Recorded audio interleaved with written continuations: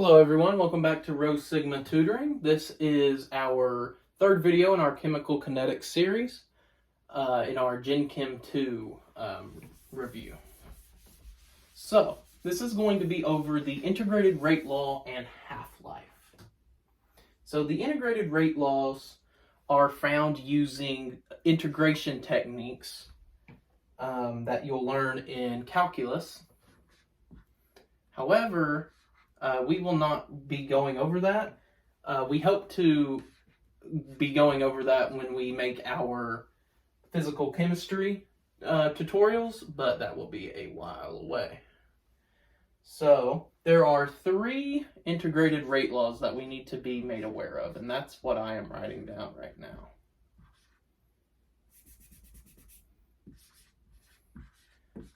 So there are the ones that we are worrying about are going to be the 0 order reactions, the 1st order reactions, and the 2nd order reactions.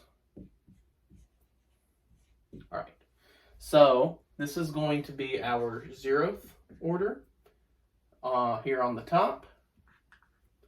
The middle one is going to be our 1st order reactions, and this last one is going to be our 2nd order reactions. So what this is going to entail is when you're going through your practice problems, or then when you finally get to your exam, your teacher is going to give you 3 values. So you notice that you're given 4. So in all of these, there is 4 different variables. There is the concentration of whatever a reactant is. And then there is the original concentration, noted by the null right here. And then there is K, which we already know K is our rate constant. And then T is time. So your teacher is going to be giving you 3 of these values, and you're going to be looking for the last one. So for example, I could give you the original concentration, K and T, and then I'd be asking you for the concentration at a given time. So these problems are really just plug and chug values, plug and chug problems, which is nice, but you have to make sure you use the right equation or you will not get it right. So let's go ahead and talk about these. So in the problem, it will tell you whether it's a 0th order reaction, 1st order reaction, or a 2nd order reaction. If it is a 0 order reaction, you will use this top equation. If it is a 1st order reaction, you will use the middle. If it is a 2nd order reaction, you will use the last one. I've repeated myself multiple times on that, so you should expect that it is important, and it is. Because if you use the wrong one, you will get the question wrong. Okay. So now, let's go ahead and get into what half-life is.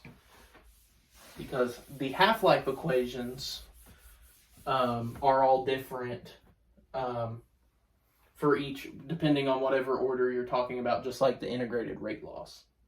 So T1/2 is equal to concentration of A originally, 2K, and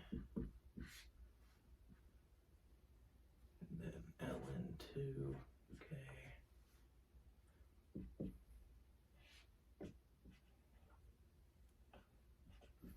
All right, so these half-life equations are also derived they're derived using the integrated rate law. Once again, we will not be going over that because it requires some knowledge of calculus, whereas your general chemistry classes do not require a prereq calculus course.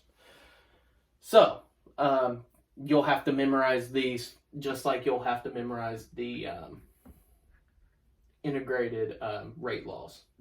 So that's your 0th order half-life equation, that's your 1st, and this is your 2nd. So notice that in all of these that you have K.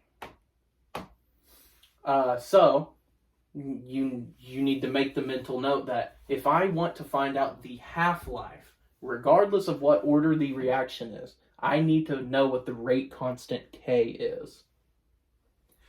Also realize that you need another variable for 2, and then for one of them you don't need it. So that would be the original concentration of A and the original concentration of A.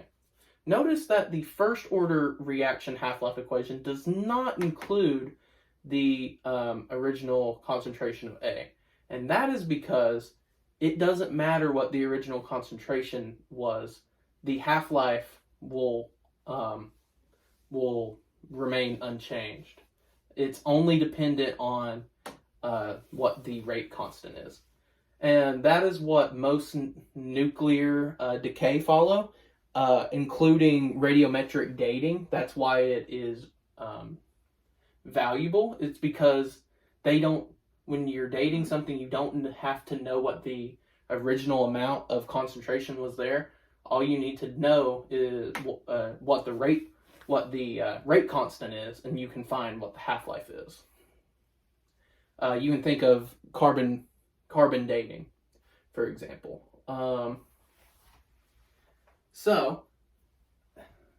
Your teacher could go about asking you these questions in 2 different ways. An easy way and then a slightly more complicated way.